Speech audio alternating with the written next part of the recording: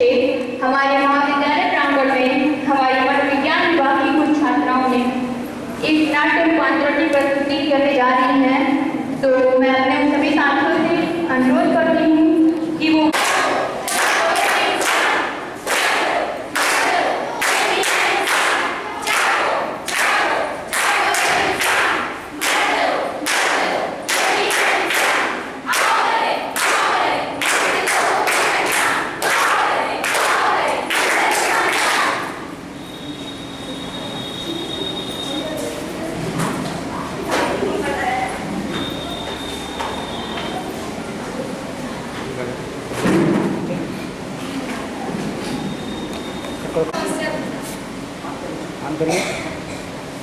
मुझे कई प्रकार की समस्या थी।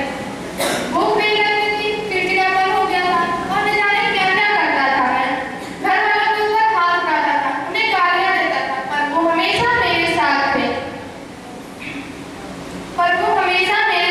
कुछ लोगों को लगता था मैं पागल हूँ, मुझे इलाज की जरूरत है। फिर वो लोग बोले कि बाबा के पास ले जाओ। मैं बाबा के पास गया, इलाज करवाया, झाड़-फूक करवाया, पर कुछ न हुआ। मेरी हमेशा ये सोच रहती थी कि कुछ लोग मेरे बारे में चाली-चुगली कर रहे हैं, मेरी बुराई कर रहे हैं, पर मेरी पत्नी मेरे साथ थी। कभी-कभी मुझे ऐसा लगता था कि मैं खुद की जान ले लूं, मुझे बहुत डर लगता था, पर मेरी पत्नी हमेशा मेरे साथ थी। उसने मुझे मनोचिकित्सक के पास ले गई, दवा और थेरेपी कराई। फिर मैं दवा और थेरेपी लेने के बाद मैं अपनी जिंदगी खुशी से जी रहा हूँ। न जाने इस समस्या से कितने लोग गुजरे हैं, उनमें से एक है आदित्य भाई। अरे भाई, कुछ ऐसे ही कहानी मेरी भी है। जब मैं हाई स्कूल में पढ़ता था तो अपने दोस्तों के बहकावे में आने से एक बार मैंने गलती से शराब पी ली।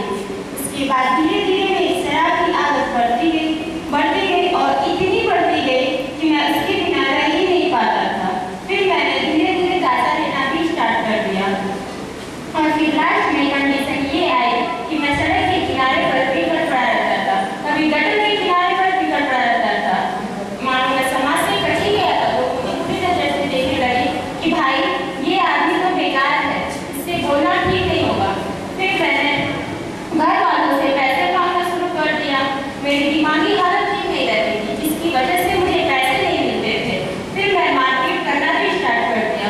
माँ को मारता था, बाप को मारता था और अपने भाई बहनों को भी मारता था और फिर चल देता था। कम पैसे रहते थे तो मेडिकल स्टोर पर जाता था और नशीली दवाएं लेता था। अनाज जितनी भी दवाएं मुझे भी खा लेता था, क्योंकि मैं नशे के बिना रह ही नहीं पाता था।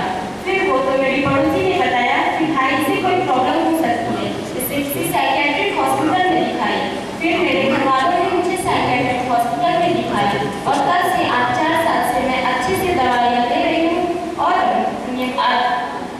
अच्छे से दवाइयाँ ले रही हूँ और खुशहाल जिंदगी जी रही हूँ।